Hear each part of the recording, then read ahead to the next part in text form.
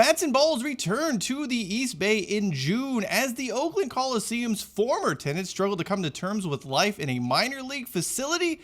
The Coliseum is going back to the major leagues. Major League Cricket, that is. Starting on June 12th and carrying on for a week, some of international cricket's biggest stars, as well as Americans trying to take the sport to the next level here stateside, will converge on the Oakland Coliseum for what will be an interesting and hopefully fruitful test run. Look, if you're unfamiliar with Major League Cricket or cricket as a whole, you do probably have a few questions. Maybe even more than just a few. So with that in mind, I'm here to answer everything you want to know about Major League Cricket coming to the Oakland Coliseum. You just like some American things. What, like Dr. Pepper? Aye. Tastes like fizzy Benylin. Let's start with the big one for many Americans. Just how good is the USA at cricket? Look, in all honesty, we are nowhere near approaching the levels we are at in basketball, football, baseball, although we've since been overtaken by Japan. But you get the idea.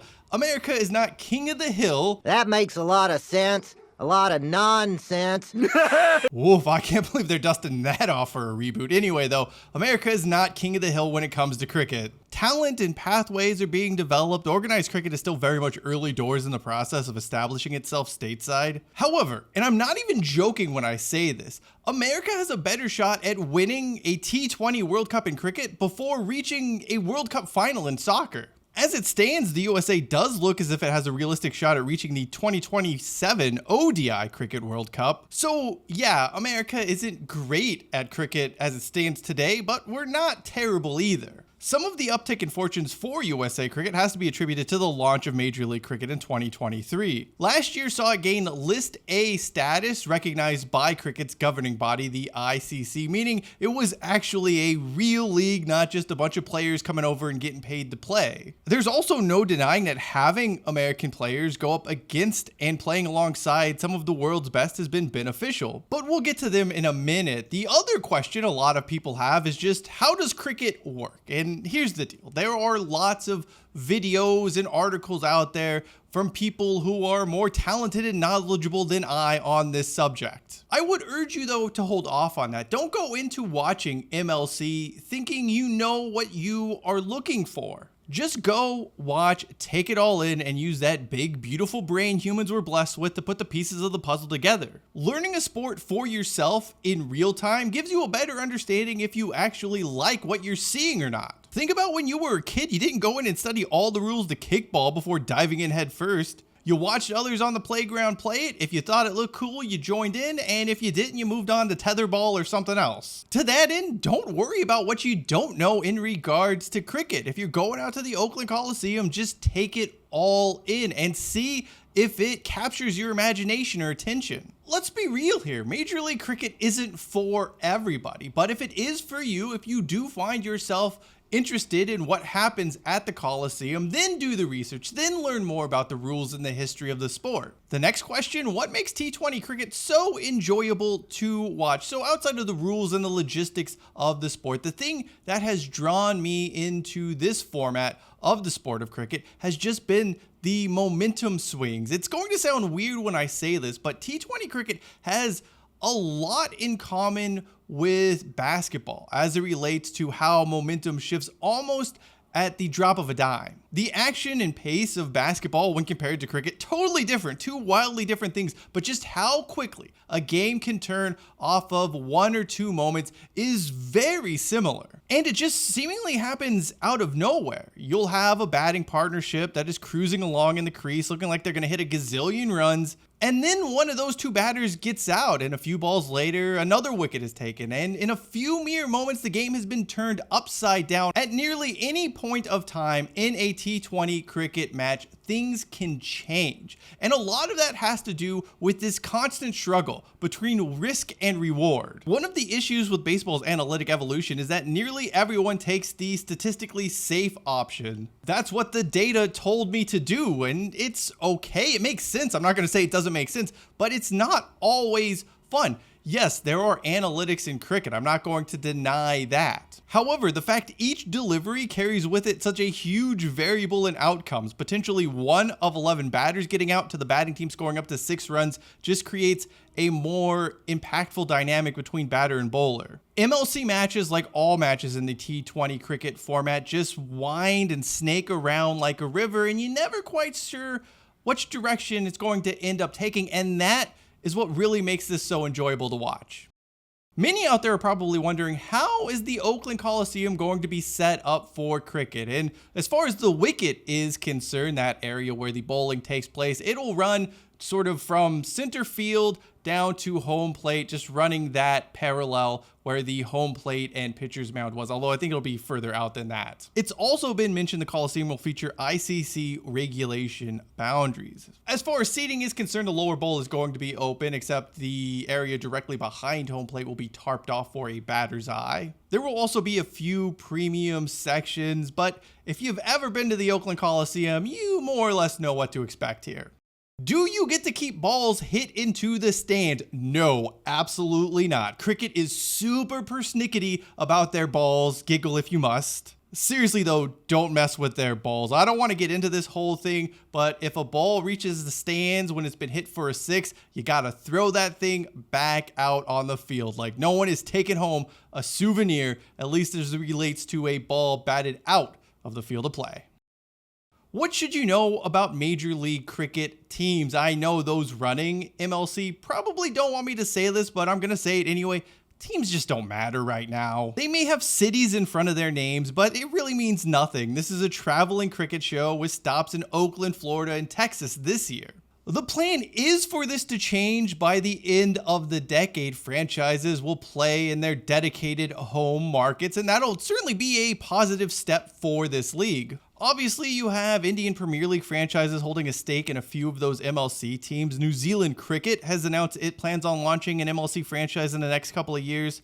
Today, it does not matter what team you support based on some sort of geographical identifier. Just because the Unicorns have San Francisco in front of their name doesn't make them Northern California's team. The Seattle Orcas have never played a game in Seattle and are going on year 3 now.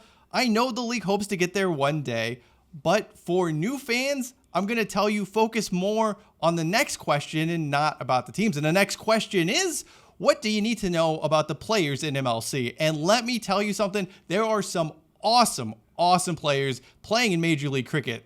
This is a player-driven league. It has brought over a lot of outstanding overseas talent, and you really have this American contingent now making a name for itself. To that end, I really urge you to watch MLC, not trying to find a team you want to support based on logo, color scheme, or location, but just find those players you identify as being entertaining or having skills that you gravitate towards. Because I'm going to tell you that is a far easier entry point.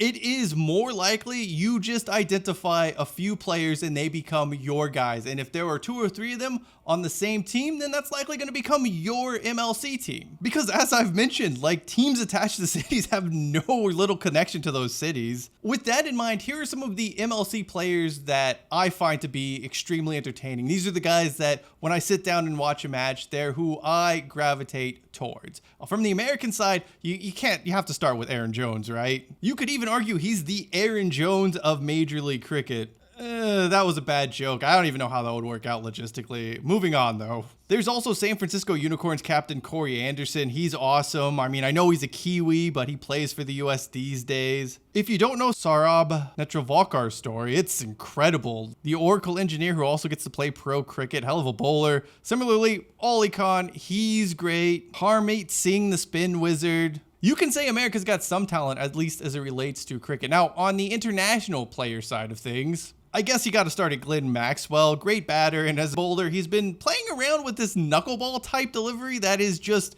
mesmerizing to watch when it works, and when it doesn't work, it's just going to get belted out of the ground. Finn Allen is another favorite of mine. He's a Kiwi. He reminds me very much of your quintessential 1980s Major League Baseball slugger. He's either going to clobber the ball a country mile or go down in a blaze of glory. Look no further than his first ever appearance in the Big Bash League earlier this year, or I guess technically late 2024, that doesn't matter, but his first BBL appearance was just everything awesome about Finn Allen wrapped up in a 2-ball sequence. The first ball, he hits for a 6, his very first ball, by the way, ever in BBL. And then the second one was him getting bowled out, swinging for the rope. Andre Russell, just another powerhouse batter to keep an eye on. Nicholas Puran had a really freaking good IPL campaign. He'll be back in Major League Cricket in 2025. Faf du Plessis still around as well. But here's the deal. Even if you don't know any of the players I have just mentioned, don't sweat it, because I, once upon a time, didn't know any of these players, but I simply watched cricket and they were ones that caught my attention. And similarly, if you find cricket to be an interesting sport, you will find your favorites along the way.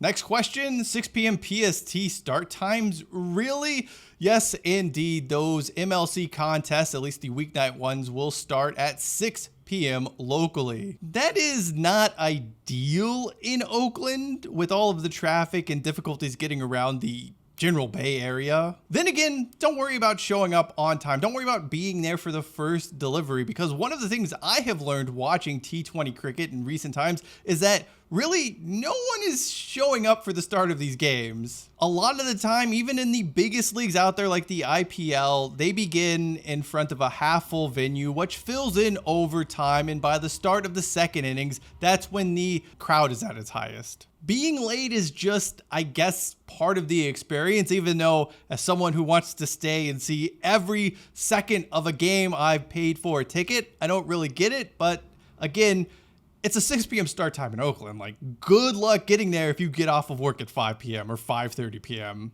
How do you follow MLC after it leaves Oakland? All games are broadcast on Willow TV, which is, not good or widely available. But hey, at least Priyesh What's-His-Face can afford to buy like 50% of the ad times on Willow TV for his astrology reading commercials. Finally, the last question. Has Major League Cricket done a good job promoting its upcoming Oakland residency? If I'm being honest, I would tend to answer not really. So here's the deal. I don't know what MLC has done in the Indian, Pakistani, or Sri Lankan communities in Northern California in terms of promoting the upcoming games at the Oakland Coliseum. From a sports fan perspective outside of those communities, I don't think their outreach efforts have been particularly good. I know they've done a few things here and there. It hasn't been complete radio silence, but you would have liked to have seen more investment on marketing this event. However, what will ultimately keep people away is the ticket pricing. I don't know what MLC is doing here in regards to pricing their tickets, especially for those single game tickets on weeknights, which start at $30. The doubleheader tickets on Saturday and Sunday, they're going for $50, which is $25 a game. I just don't think this is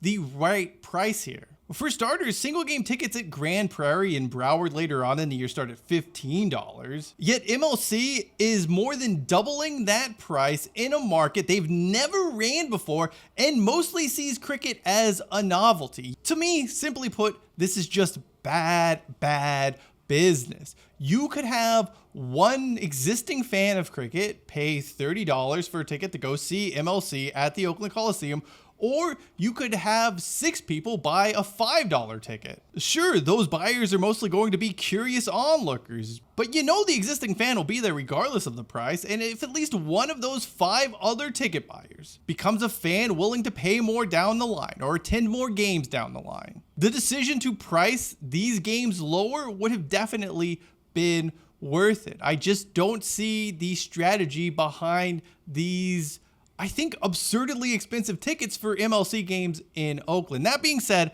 I don't want to get too negative here because I'm very happy MLC is trying to play games in the Oakland Coliseum. It is a step in the right direction for the league as it looks to expand its footprint. I do encourage you to go and check out at least one game of MLC while it is in Oakland. Maybe you find a new sport you like to follow, and at the very least, you can say, hey, I was there at the Oakland Coliseum that one time they played cricket at it. At the very least, a weekday evening or weekend afternoon spent at the Coliseum is enjoyable, regardless of what sport is taking place. I do not really know how the MLC experiment is going to play out on the West Coast. I certainly hope it works. I hope they find whatever it is they're looking for out here, whether that's being able to use the Oakland Coliseum yearly from now on or getting that new facility down at the Santa Clara Fairgrounds. I do think there is room in the sporting summer for Major League Cricket to succeed.